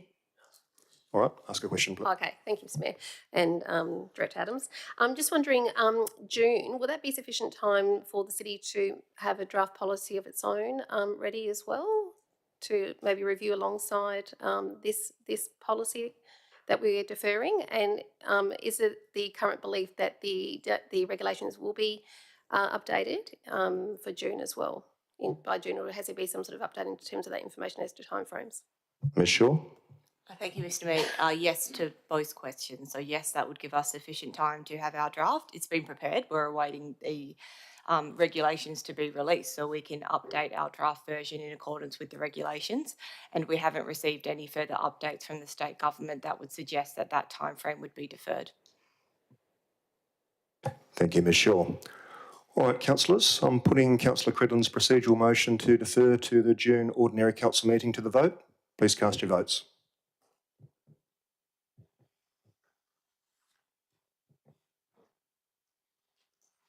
And that was unanimous. Thank you, councillors. So we now move on to item 12.2, notice of motion by Councillor Hayley Prindiville, entitled Tree Protection and Urban Forest Advisory Group. Now, Councillor Prindiville, we've received an amended motion compared to what's in the agenda. Are you moving the amended motion? Yes, thank you. All right. What would you like to read the amended motion, and then I'll see if there's someone who wants to second your motion. Thank you, Mr Mayor. The amended motion 12.2 reads that Council 1 requests the Chief Executive Officer by no later than the May Ordinary Council meeting prepare and present to Council a local planning policy on matters related to tree protection and provision, and that Council number 2 requests the Chief Executive Officer advocate to the state government for consistent tree protection provisions on private property as part of the state government's planning reform agenda. Thank you very much. Is there anyone who would like to second? Councillor Coveney, thank you. Councillor Prindiville, the floor is yours for your reasons. Thank you, Mr Mayor and Councillor Coveney. Relatively short, the motion requests the city to prepare and present local planning policy, and this to me is a simple and essential step forward. Our summers are getting hotter, the polyphagous shothole borer is in full attack, and we are losing trees on private property faster than we can replace them, and we are constantly reminded of how slowly they do grow. Our efforts from the city to include tree protection in LPS 7, it's been noted that have not been successful. I do commend our administration, and I thank elected members and community members for their feedback on item 12.2 since presenting it. We do need a local planning policy to assist in the protection of our tree canopy. We need to do this once and we need to do it right. We now have a model local planning policy released by WALGA to support local governments in protecting mature trees and providing future assurance for canopy coverage. It is now up to us to create something appropriate to our city and do our bit to cooling our community. Thank you. Thank you, Councillor Prindiville. Councillor Coveney, would you like to speak as seconder? Yes, thank you, Mr Mayor. A local planning policy on tree protection isn't anti-development. It just requires all reasonable options to be exhausted before you approve the removal of a large healthy tree. It pushes architects to look for better solutions to make room for our existing trees where possible. If a large tree is located so that it makes development unviable, there'd be no reason, I presume, why its removal couldn't be approved. And similarly, if a tree posed a serious safety risk to people or property, I presume there'd be no reason why it couldn't also be approved to be removed. These sorts of protections, I understand, already exist in the eastern states. Presumably the local planning policy is only going to apply to large trees, and there'd be some sort of agreed criteria as to what that encompassed. The government already imposes a long list of restrictions on private property for the benefit and safety of our wider community, such as design of building, including heights and setbacks, the use of buildings, noise limits, animal limits, pool and fence requirements. This be but another protection for our community benefit. The benefit of trees go beyond adding the aesthetic beauty to our neighbourhoods. They provide a wide range of economic, social and environmental benefits. We know that in summer, shaded surfaces can be cooler than unshaded surfaces by between 11 degrees Celsius and 25 degrees Celsius. This not only makes the heat more bearable, but it also reduces energy consumption in our homes and consequently our electricity bills from the running AC. We know that homes on tree-lined streets are worth an average of $16,000 more than homes on streets without trees. And we know that a healthy tree cover helps protect residents from pollution-related diseases. When I door-knocked most of my suburb of South Perth during the elections late last year, there was a genuine concern amongst residents that character homes and established trees were being demolished in the suburb in favour of modern homes which took up most of the block. I walk my dog almost every day and frankly I see the same thing. And maybe that might not be a concern in those living in other suburbs, but it's certainly a concern in my suburb of South Perth. The City of South Perth community has formally expressed strong support for tree protection provisions. During the Local Planning Scheme 7 public consultation, there was 307 submissions, of which almost 80% were in favour of tree protection provisions. Unfortunately, the Minister for Planning chose to ignore these submissions and Council's recommendation at the time. In short, we must stand up for our community. We must show leadership in this space. We must vote for a local planning policy which protects large, healthy, established trees. Thank you, Councillor Coveney. Does anyone wish to speak against the notice of motion? No? Does anyone else wish to speak in Councillor Brenda Abrandis? Thanks, Mr Mayor. I just have a question. So with the amended motion part 2, it asks the CEO to advocate to the state government for consistent tree protection provisions on private property. What would happen if we were presented with a tree protection policy and then it differed from WOLGA, but then the advocation under part 2 for consistent tree policy, would we actually then come back and amend what's been presented to us, or how would that work? Or would we delay a tree policy until we actually got consistent tree protection provisions from the state? Ms. Shaw. Thank you, Mr Mayor. I don't think you would need to delay considering and potentially adopting a local planning policy on tree protection, waiting for the state government to form a view when it comes to tree protection in public open space. The measures that we were suggesting that relate to part 2 of the amended motion are contained on page 128 of the agenda, and it effectively relates to amendments to the regulations that would be to the deemed provisions to ensure uniform tree protection and exemption provisions across all local planning schemes in the state. As well as looking at either amending existing state planning policies or the creation of a specific state planning policy for trees.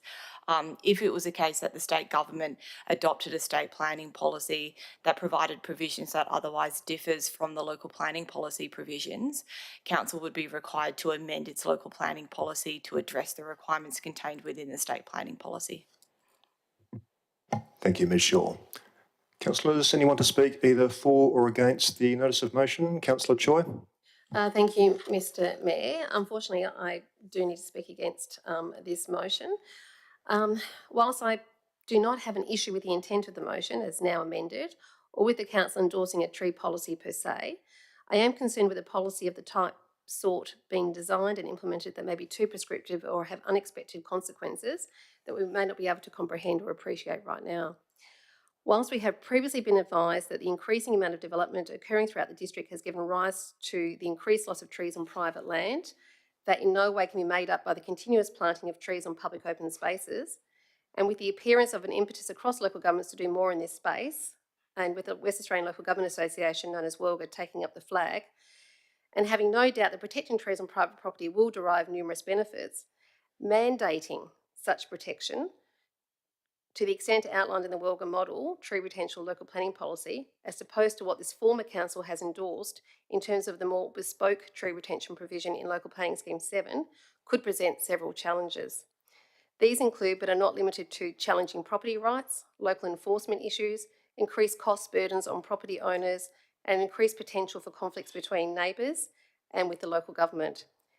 How a policy is proposed to address these potential challenges is not clear, and I do not believe many, if any, local governments have implemented the WELGA model policy yet for any meaningful statistics to be construed at this point. Hence, it is the view it needs to be further thought about. Newly elected members may not be aware that at the 26 July 2022 Council agenda briefing, I tabled a notice of motion which called for the protection and maintenance of trees during development, with intentions, I believe, similar to Councillor Prendeville's motion, but with a different approach, in that it sought the City's administration's research into what methods around Australia are employed to create incentives for tree retention on development sites, private property and street verges, and a consideration for their application in the City of South Perth context. This motion was withdrawn prior to the July Ordinary Council meeting on consultation with then current City staff, on the basis that a question on tree preservation would be included in the Local Planning Scheme 7 public consultation survey. And the response to this question would be used to inform the recommended approach to address preservation of trees on private property through the local planning framework, all of which would ultimately come back to Council. As I believe public consultation was and remains the best way to progress what can be a somewhat divisive subject matter in the community, I agreed to wait until the results of that survey. As it happens, that tree protection question was astoundingly responded to positively by the community, and helped pave the way to the City introducing and the Council endorsing provisions which aimed to retain large trees on private land. Unfortunately, the WA Planning Commission did not support our tree protection provisions inclusion in the scheme, and so it was subsequently removed. The officer's report at page 41 of the 26 July 2022 Ordinary Council meeting outlined that the City would then approach the issue by conducting detailed investigations into mechanisms to preserve trees on private property, which include incentives for tree preservation. I do not believe or recall to date Council having received that feedback on these potential incentives. The City has noted at page 40 of that same report was also in the process of reviewing its street management plan, which was last revised, it seems, in December 2015, with the view of increasing street tree plantings and also reviewing local planning policy P350.05, trees on development sites and street verges, which also relates to provision and retention of trees pursuant to Town Planning Scheme 6 and was last modified, it seems, in March 2016. Again, I cannot recall any updates of the outcomes of the reviews on these policies that we already have in place in relation to trees, nor for the Climate Change Strategy 2010 to 2015, and hence I would prefer and consider it prudent to consider these policies, the plan and strategy, over any mandates this Council may now be considering via a brand new policy. As do we really need another policy on trees? Why can't we use and update the suite of documents the City already has? If the State Government, in lieu of what the former Council had already tried its best to implement, demonstrate some leadership in this area at some point, and local governments are provided with some mechanisms, including any mandates for tree retention, then all well and good. And I support that part of Councillor Prendeville's motion along with the City's advocacy ideas reported at page 128 of the Ordinary Council meeting agenda.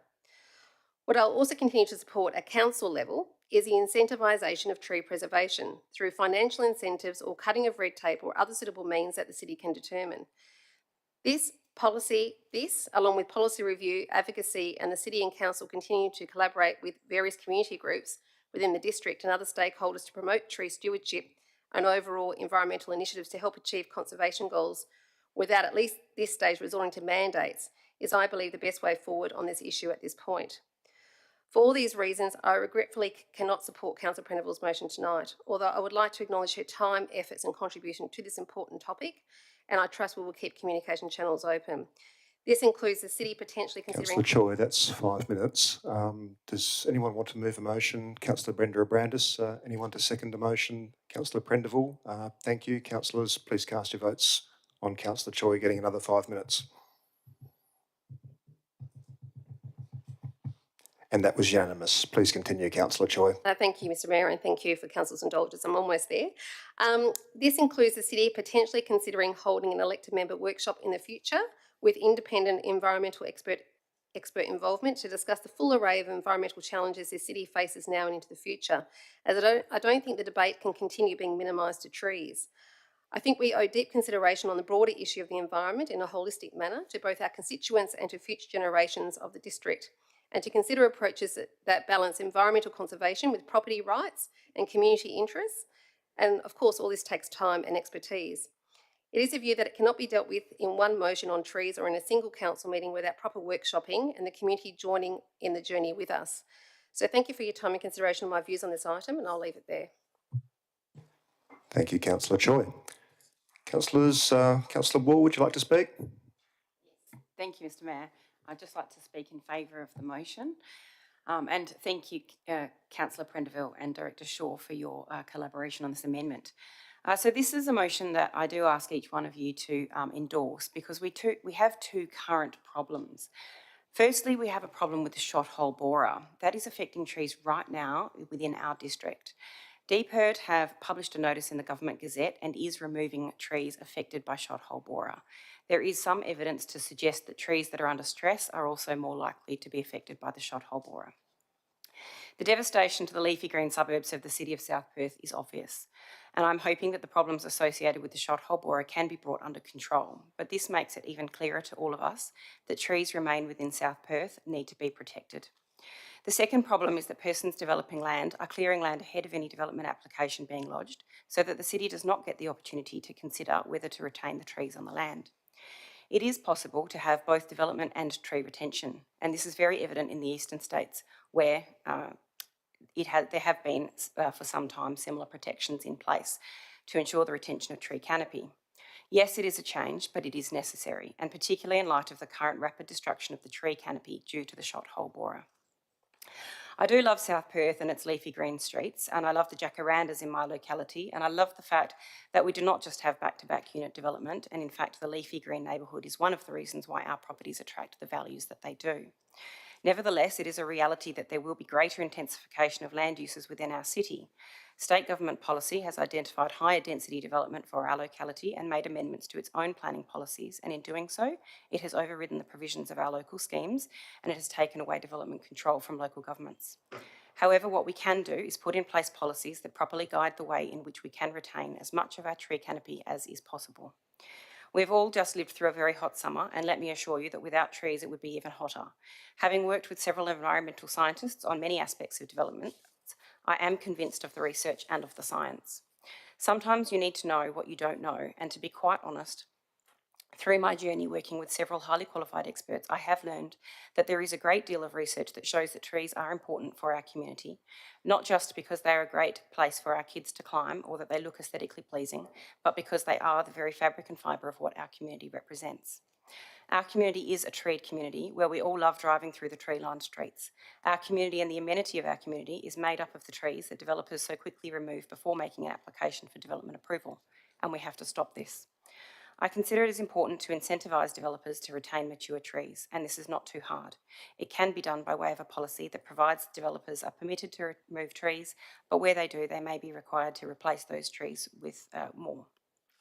It does put the onus on developers to make that choice, and it gives our trees a fighting chance. As I said earlier in this submission to use councillors, our tree canopy within South Perth is at risk.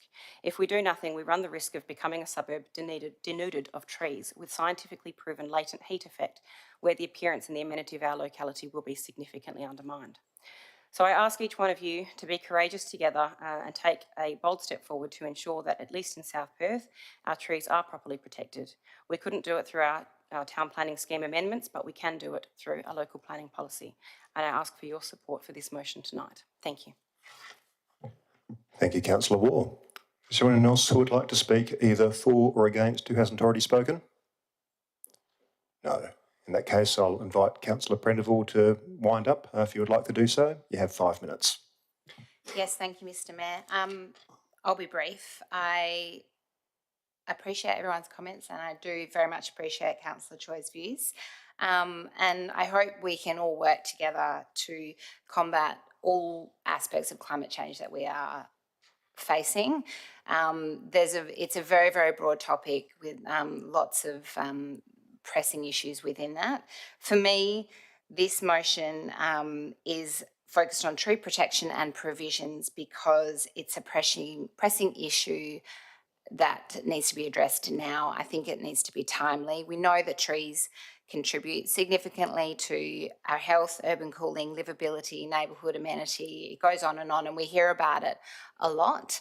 I think that with what has been happening recently with LPS 7 and the WALGA model policy and the comments that have come from the administration as well. This is one thing that we can do now and can put these wheels into motion. But I do respectfully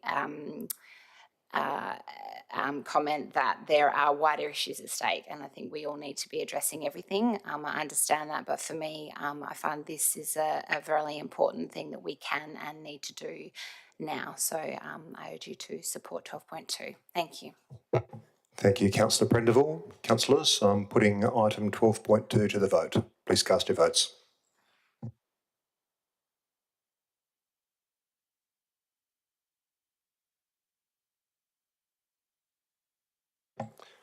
Okay, so the votes are in. The item 12.2 has passed, 6 votes to 2.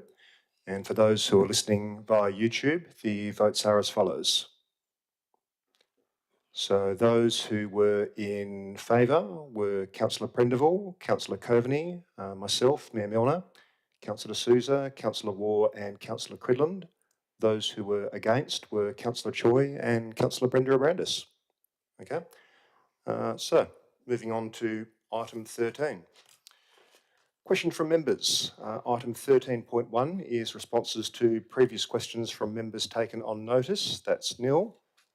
Item 13.2 is questions from members. Are there any questions from members this evening? Councillor Sousa. Thank you, Mr. Mayor. I have 2 questions. They're both for Ms. Sampremo. I was in touch with the city's, through Ms. Sampremo and the city's sort of traffic engineers regarding line markings in Waterford between Apis Slope and Cygnus Parade, having received feedback from numerous residents about the dangers and near misses in that area. The city subsequently lodged to Main Roads to have that put in, and that was unsuccessful. I'm just wondering if there's any further avenues the city can undertake in lobbying Main Roads to have those installed. Is that Prema? I believe we have exhausted all avenues in that one, but I can have another look. But I think it's unlikely that we can pursue any other avenues. Thank you, Ms. Ampremo. Councillor Sousa. Thank you, Ms. Ampremo. I appreciate that. And the second question is, in terms of traffic exiting that area in the morning, turning right especially, it seems quite difficult. I'm wondering if, again, this is a Main Roads issue, so I'm happy to take for this to be taken on notice. But would a simple solution just be to contact Main Roads to ask for a 10-15 second lag at the lights at the Manning Centenary Ave junction? Would that be something that can be done? Ms. Ampremo? Yeah, you're correct in saying that that is the domain of Main Roads.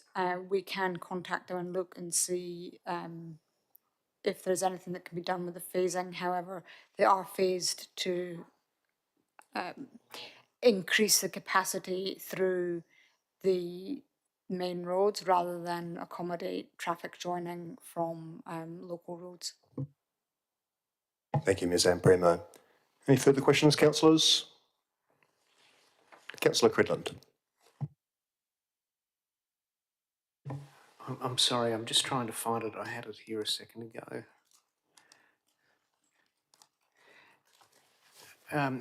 My question is, I can recall that we had set aside as a council some $50,000 for drainage works in Gardner Street for this financial year.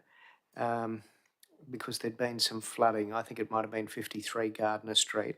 I was just wondering, have those works been undertaken and completed? Can I just get an update on that? And I'm happy if that's taken out of session if the information's not to hand. Ms Amprema? I think I'm replying to the correct project, if my memory serves me correctly, and I believe that that was a project that we have undertaken some minor maintenance interventions, which we'll monitor the success of, but we have paused on doing further works because we believe that the minor maintenance interventions will work. But I will come back and confirm that I am talking about the same project you are. Thank you, Ms Amprema. Councillors, any further questions? Councillor Choi. Thank you, Mr Mayor. I've got a couple of questions. First of all, just in relation to the Esplanade works in South Perth, I have had a couple of queries about whether any trees are being impacted by those works, either being removed or added in. Ms Amprema? I'm not aware of any trees being impacted, but I can get back to you, or if you've got any specific trees that you believe are impacted, I can look at those. Thank you, Ms Amprema. Second question, Councillor Choi. Yes, thank you, Mr Mayor, and to Director Ampremo. And I'm just wondering, in Kensington, the underground power project, do we know what stage that is yet? Any updates since we last spoke about that? Ms Amprema?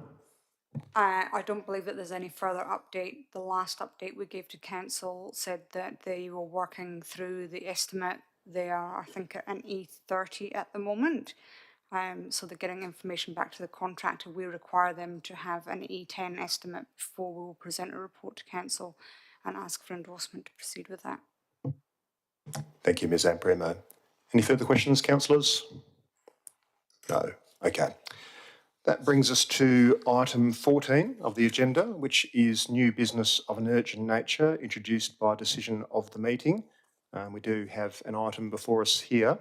I understand that Mr Adams has declared a financial interest in this one. Should I, in terms of the process, should I go through and... Yeah? Okay.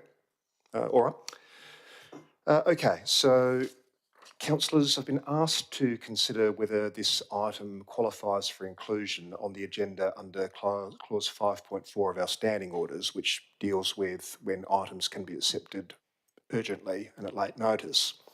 And so for item 14.1, which is in the late report that hopefully everyone's received, to be considered by council, I need to be of the view, as presiding member, that the item can't be dealt with administratively by the city and that it must be considered and dealt with by council before the next council meeting. So CEO Mike Bradford has requested a leave of absence from 20 April 2024 to 29 May 2024 inclusive, and it's intended that Director Gary Adams will serve as acting CEO during this period. Under our delegations, council must appoint an acting CEO for any period where the CEO is to be absent for any period of longer than 4 weeks. So that can't be done administratively, that's got to be done by council. So the first element of clause 5.4, subclause 2 of the standing orders is satisfied.